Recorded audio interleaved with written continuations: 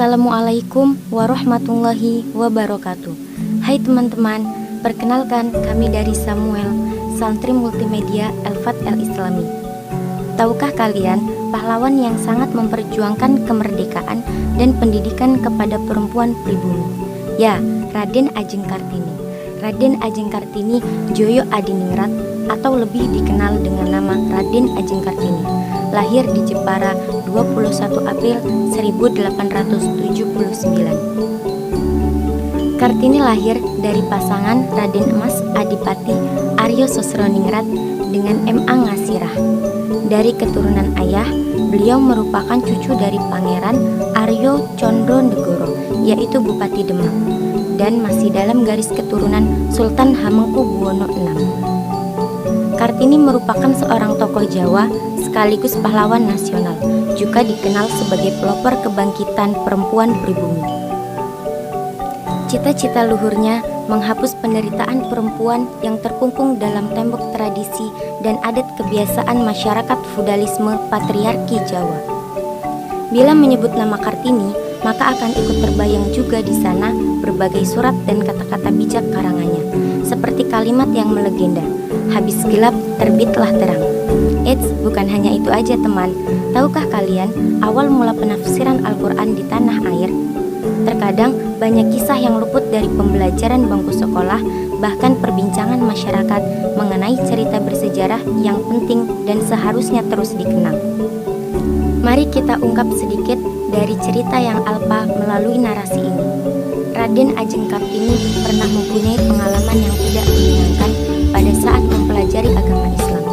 Guru ngaji beliau sering memarahinya dikarenakan sering bertanya mengenai arti dari sebuah ayat Al-Quran.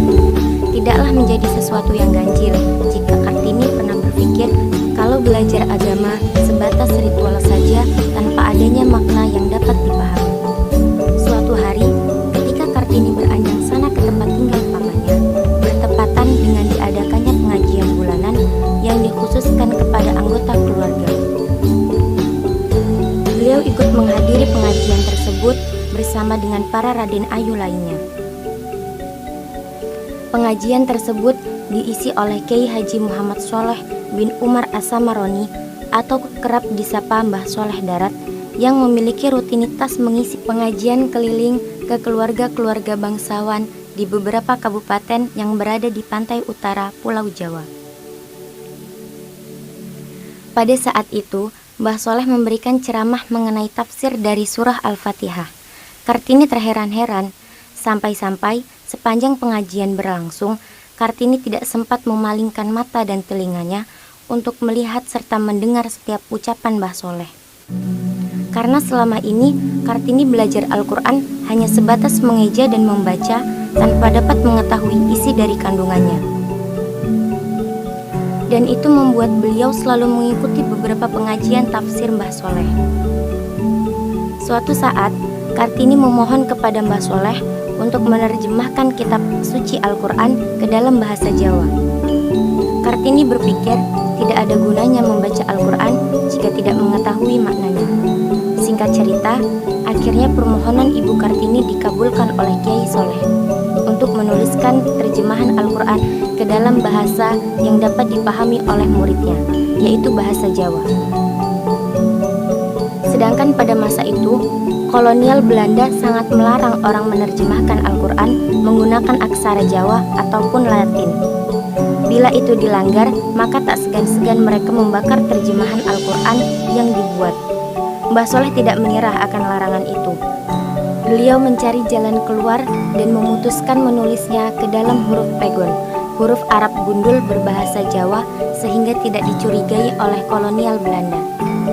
Kitab terjemahan dan tafsir karya Mbah Sholeh diberi nama Tafsir Faid Ar-Rahman, merupakan tafsir pertama di Asia Tenggara. Seusai dicetak, Mbah Sholeh memberikan hadiah berupa kitab Tafsir Faid Ar-Rahman kepada Kartini pada acara tasyakuran pernikahannya dengan Raden Mas Joyo Diningrat, yaitu Bupati Rembang. Mulai saat itu pula, Mbah Sholeh banyak menciptakan buku-buku dengan menggunakan tulisan huruf pegon. Kartini amat menyukai hadiah tersebut. Melalui kitab itu pula, Kartini menemukan ayat yang amat menyentuh nuraninya.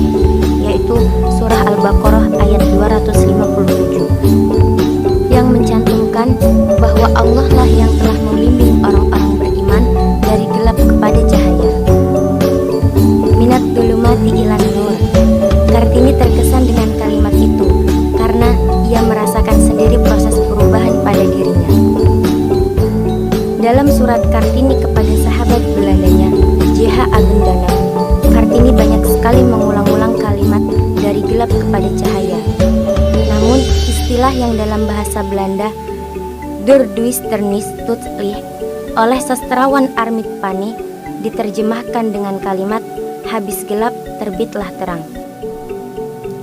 Raden Ajeng Kartini adalah seorang wanita muda yang tidak kenal lelah belajar bermasyarakat dan beragama. Untuk itu, kita sebagai generasi penerus bangsa dapat meneladani semangat dan tekad beliau dalam membangun perangai diri serta tidak mudah putus asa, selalu berinovasi dan menyebar manfaat di segala sisi.